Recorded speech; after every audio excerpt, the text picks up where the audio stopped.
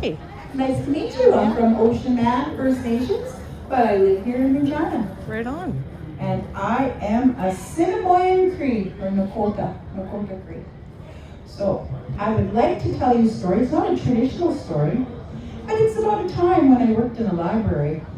I worked in this library in a small town called Carlisle. And my great-grandparents, they had their homestead on White Bear. So I was doing a practicum over there at this library. And my job was to fix the books. If they were torn or the spine of the book, I would fix the book. So anyway, in small town Saskatchewan, you see unusual things. One day on my way to work, after a big rain, there was puddles everywhere, and I was walking, and I heard some clomping behind me. And I looked, and oh my goodness, there was a moose. He was coming through town. So, well, moose are unpredictable, okay? And if you make eye contact with a moose or a moose sees you, well, they're going to attack. I don't know, they're not very friendly creatures, and they're not very cute and cuddly either. So I hid beside a building and let it go by. And I had to have a good belly laugh because this moose, well, he didn't look normal. He must have came in from the fields and went through the town. And he must have went through somebody's backyard where they had clothes hanging to dry. Well, he got his antlers, I think, all tangled up in that clothesline. And when he must have been pulling and stuff, he broke the clothesline. But right in the center of his great big antlers was a huge pair of panties. Just blowing in the wind. Yeah. But that wasn't the funny part. What I thought was funny was there was a big old crow sitting on his back as they were going through town, like he was wearing an Easter bonnet. He was just proud, these big panties blowing in the wind. And then there was this crow on his back going, like he was laughing at the moose. So I just stood there and it went through town. So I thought, wow, that was strange. You do see some strange things. So anyway, I made it to the library and I went in and I started fixing my books, and the library wasn't quite open yet.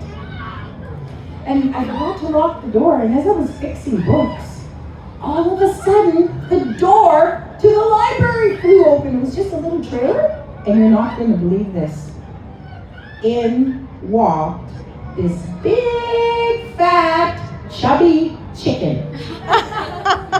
Yeah, and he waddled up to me, and he looked at me, and he said, "Bok, bok, bok, bok, bok." I went, what? This chicken wants a book? And I ignored it. I tried to get it to go on, shoo, shoo, and the chicken was doing this little dance, looking at me, going, "Bok, bok, bok, bok." So, to please the chicken, I went through the pile, and I found a book that had no words, just pictures. Because chickens don't read, right? No. So I gave it this picture book, and to my surprise, it took it, put it under its wing, and moseyed out of the library. Well, I didn't think much about it because I told you about the moose I saw earlier with the panties in his head, yeah. So I went back to fixing books. 10 minutes later, that same chubby chicken flew open the door, came in, and looked at me and said, "Bok, bok, bok, bok, bok, bok." I went, it actually looked at this book? So I got it an early level reader with pictures, a few words. I gave it to him, the chicken took it, put it under its wing, and waddled out of the library. And I'm thinking, that's odd. Okay, now I went back to fixing books. Well, 10 minutes later, if that same old fat chicken didn't come back in, dropped that book I gave it right in front of me again, looked up at me and said, "Bok, bok, bok, bok, bok, bok." And so I thought, okay, I'm getting it a chapter book. So I gave it a chapter book and had a few pictures, lots of words, and lots of pictures, and I gave it to him. I said, he's not coming back this time. This is going to take him at least a week to read. So I gave it to him. Chicken left. 10 minutes later, he comes back, and I'm thinking, this time, when I give him a book, I'm following him. I want to know where he's going with my books. So he comes back in, drops that chapter book in front of me, looks at me, and goes, "Bok, bok, bok, bok, bok, bok, bok." I went, oh my goodness. This is not just an ordinary chicken. This is a speed-reading chicken. Even I can't read a book, a chapter book in 10 minutes. I thought, that's smart, one smart chicken. So I went and I looked all over the library and I found a novel. It was about 4,000 pages. It was nice and thick, and I gave it to that chicken, and he struggled getting it into his beak. And then he struggled putting it under his wing.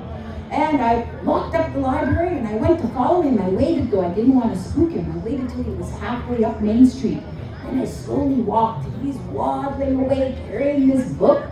Then all of a sudden he takes a hard right and cuts in between two houses. So I had to speed up because I didn't want to lose that chicken. And I took a hard right cut in between those houses. And there was a hill that went down, okay? And I could just see the top of the comb of the chicken's head going down. And I ran a little further, and then all of a sudden there was two big bushes at the bottom of this hill and a hole. So this chicken went through the hole, and I thought, how in the world am I going to get through that hole? And so I went on all fours, my knees, my hands. I crawled through that hole. And when I came through, there was this huge meadow and a nice pond. And there was water lilies all over the pond. And on the biggest water lily was this huge bullfrog. And that chicken was dropping that book at the end of the pond, looking at the bullfrog, saying, a book, a book, a book, book, book, book, book. And the frog was looking at the chicken and the book, saying, read it, read it. So here it was, even the chicken reading books after all. It was that silly old frog. Well, now I knew. And that is my story about the time I worked in the library. Woohoo! I'm going to hand over the mic to my